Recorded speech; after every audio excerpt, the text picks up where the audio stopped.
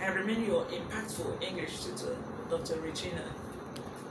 Today we are going to look at one of the socio-political events that brought a lot of changes, a lot of developments in the English language, and that is the Roman invasion or Roman conquest of the British Isles in 55 BC under Emperor Julius Caesar. But the actual conquest took place in AD 43 under Emperor Claudius. The Roman occupation of the British Isles was a long one, which lasted from AD 43 to AD 410. They arrived with their language, civilization, and culture. Hence, Latin became the official language of the people, especially those in the cities, towns, and some localities. But the Celtic language was spoken by people in the rural areas.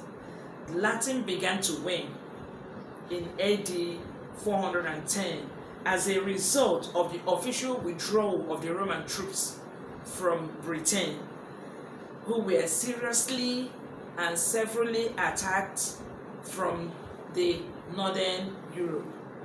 Nevertheless, the Roman invasion was not without impact on the British people and their language, that is the English language.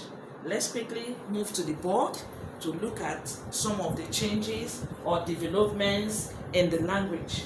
And one of them is number one, names of places like Chester, Dorchester, Colchester, Manchester, and Lancaster.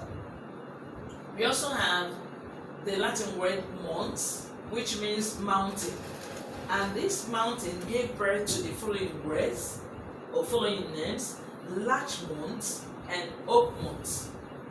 The Latin word portus, which means gate, also gave rise to words like Newport, Portsea, and Portsmouth. Another Latin word, Turis, which means tower, gave birth to the names Torrington and Torbridge. Then we have other Latin words in the English language. They include aqua. Aqua is a Latin word which means water. Then we have a word like benefactor. You can see I underlined Benny. Benny itself is a Latin word and has been added to the word factor to give us benefactor, which is an English word.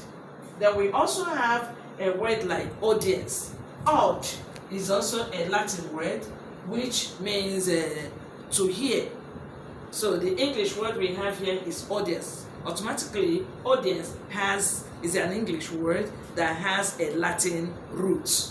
Another one is bona fide. Bona fide. Sometimes you hear people say bona fide or bona fide. It's bona fide. It's a Latin word which means genuine or real. And also sometimes you hear people say genuine or genuine. It's not genuine or genuine or whatever. It is genuine, genuine, genuine. Then we also have another word, alibi. A-L-I-B-I. Sometimes you hear people say alibi. It is not alibi, it is alibi. It is an English word but has a Latin origin. Then another one is etc. etc. etc. Not etc. or etc. like people usually say. It is etc. etc. It is a Latin word but now used in English. We also have ad hoc. Ad hoc is also a Latin word now used in English. There are other words. There are many, so many of them.